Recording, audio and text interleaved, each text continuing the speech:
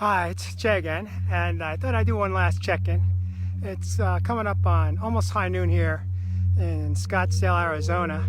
This morning when I started out, I had no answers. I didn't know what to expect. It was 57 degrees out. It was cool. I had a hoodie on, and I also had a beanie on, first time since I came out to Scottsdale.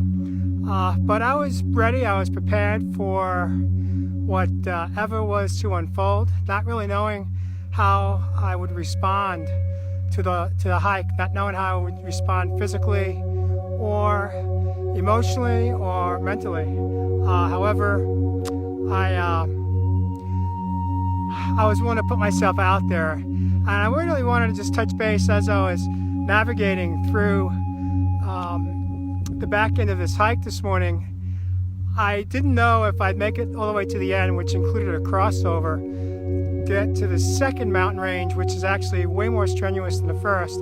But having gone through the first half, and it felt like walking in the clouds, literally. Although there are very few clouds in the sky here in this moment, my legs were I felt no pain, and I just couldn't believe how I felt going up. So by the time I hit the peak, I had a smile on my face that I just couldn't wipe out, couldn't remove.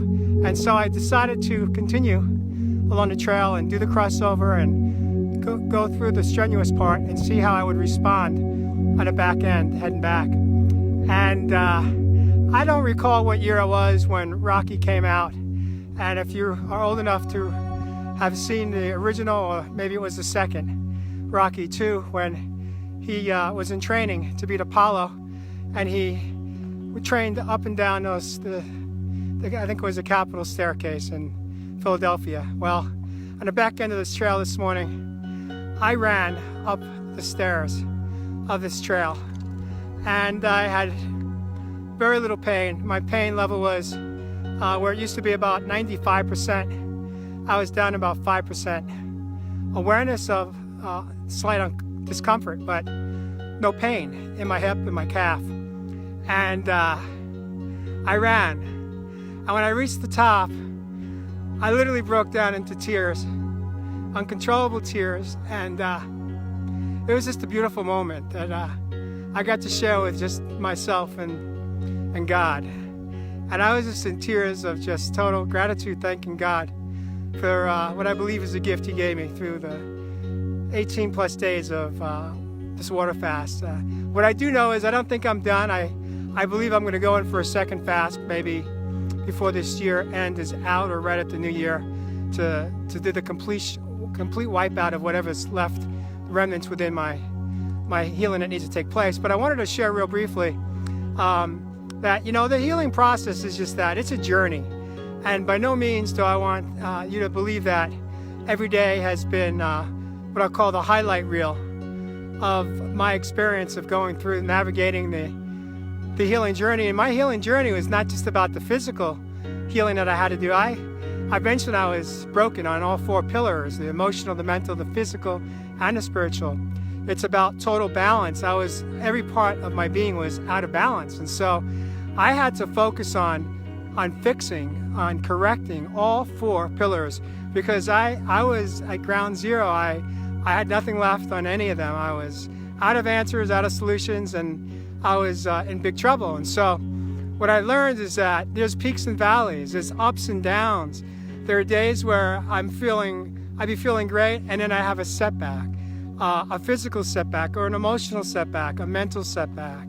But one thing that I didn't have was the spiritual setback. That was by far the steadfast pillar in my healing journey. And leading up to that, 2015, I had no spirituality in my life. I had no God in my life. I had no understanding of a higher power greater than myself. I self-willed my entire life. And that didn't work. That did not work well for me at all.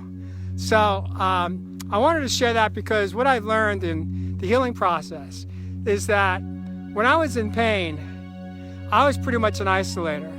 I kept my pain to myself on the outside. People that knew me, that really didn't know me, because nobody really truly knew me, because I didn't even know me. I didn't know myself. I always just had that mask on, you know, that false sense of being that we all put out, we project out into the world, into the external world. And so nobody really knew what was going on inside of me except I did. And I barely knew what the hell was going on inside of me. But I was an isolator, and I didn't feel safe anywhere to express the pain I was in, even with a therapist or the 8 or 9 that I saw over 21 years. I got no relief from therapy. Probably a combination of myself and them. But in any event, what I've learned in the healing process is that we are an interpersonal human race. We need one another. And so whether we seek one another when we are feeling down, and we choose to live in what I'll refer to as the feelings of despair and pain, and the feelings of woe is me, and my life sucks, and I don't have any solutions, and we just commiserate with others that are in pain. That's a choice, but it's also a choice to reach out for like-minded people, for people that want to heal and want to be well, and are willing to go to any length to experience what that could feel like.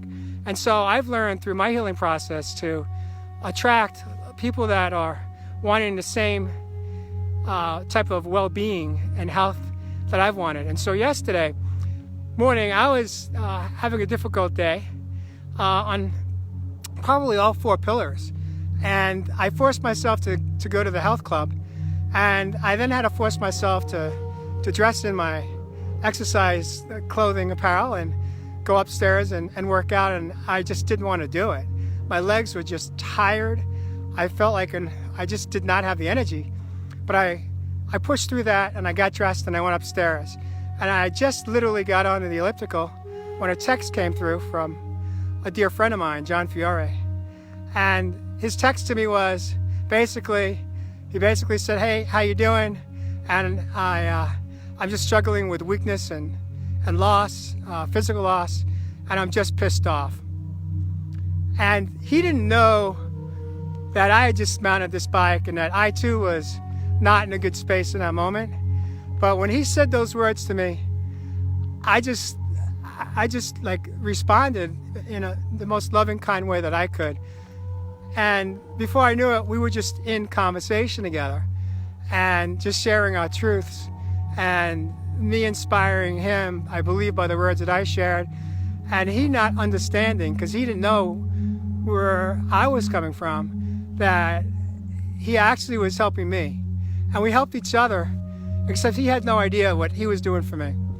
And not knowing if I was even going to make it to 10 minutes, because I was prepared to at least get on and know that if I didn't feel it, I was going to exit off the machine, and I was just going to throw in my towel and just hit the steam room and just consider that self-care for my day. But the longer we stayed on through texting, the longer I got out of my own way. I got out of my own head. And before I knew it, I was in the zone. I was in the flow. My runner's high, if you want to call it that, it kicked in. I was there, and 45 minutes had clocked off. And the next thing I know, I was in total gratitude. The pain in my legs were gone. And John and I were just absolutely sharing the love between one another. I felt the chills. I felt the absolute, like my body had levitated into that space of just total gratitude and love, agape love for John and for myself. And basically, before I knew it, I had completed a solid hour. I'd gone like 5 miles and 5.6 miles, and I completed an hour on the elliptical. And he jumped off. He wanted to grab a bite to eat and then watch the Yankees game. And I just got on with the rest of my day. And then later that evening, last night, I shared that story with my divine angel. And it was interesting because when we were done, I was pretty emotional about what had transpired between John and I. And I said something to her like it was the best exercise I've had in a very long time at a gym, because I don't work out at the gym anymore. I exited from the gym when I started on this journey 3 years ago, and I wanted to be outdoors. I didn't want to be in an enclosed environment. I wanted to be outdoors in an environment that actually helped me on my spiritual healing process. And so I said, you know, I probably got at least another week or two at the gym before I think I'll be ready to go back outside. And she just had the intuition and wisdom to say to me, I believe you're ready. I believe you're ready to go to that mountain tomorrow and climb that peak. And I heard what she said, and I didn't debate it. I just heard it, and I just allowed myself to receive it. And wow, I woke up this morning, and I knew as soon as I opened my eyes that I was only heading to one spot this morning, and it was here at the peak. And I did it. You know, I did it because I didn't have to do it alone. I did it because I showed up yesterday when I needed to show up for myself, and somebody else showed up, and he had no idea that I needed him yesterday. He had no idea that he was going to lift my soul up. He had no idea that he was going to fuel me and fill me up with just nothing but agape love. And I, in return, was going to give him what he needed to get through those negative feelings, that negative energy of he was just pissed off at the progress that he's made in his overcoming his double stroke that he had less than a year ago. And I'm going to leave you with this. What I said to John, I think the most important thing I said to him was, instead of measuring what you haven't achieved, measure what you have achieved. Look at what you have accomplished and just sit with that. Just celebrate that. Don't look at what you haven't accomplished. And I believe that those are the words that allowed me to get through my peaks and valleys through the past 3 years when I hit the skids, or when I was exhausted, or when I just didn't feel like feeling. But no matter what, I got up and I got out and I did what I knew I had to do to work on healing my mind, body, and soul. And so I want to thank John. I've got my glasses on because it's really bright and sunny out here. I'm not sure who's on. If you're on, you're live. Thank you for being here. Takahiro James from New York, New York. I love you, brother. Give me a call. Let's get busy and do some work together. I'd love to help you out. Just give me a holler this afternoon, and let's get you going on losing those 50+ pounds, my friend. And I love you guys. Thank you for being here. One last thing. Not only did I run up about 30% of the back end of this hike today, I had the level of pain in my right leg from my hip down on my toes was reduced by about 95%. So I don't know what type of healing transpired over the past 18 days of fasting, but I guarantee you something shifted in my body, because I couldn't barely walk up the back end of that strenuous trail now it's 25 days ago. But I ran. I believe this is that, you know, people talk about miracles. There is no such thing as miracles. Miracles don't happen. We just show up, and when we show up and we do the work that we got to do, I believe that God shows up in what's called natural God's laws. The natural laws of God showed up in my life. God's blessing me today with healing. I just had to be willing to have the courage. Even when I had people that loved me and cared about me and were worried that I was causing myself great damage over the past 25 days, I now believe, I know that I've done a lot of healing inside. But I also know that I'm not done, because I still had about 5% left. I still got some work to do. And I don't believe I'll ever be done, because there's always more work that we got to keep doing. I don't think we're done until we die.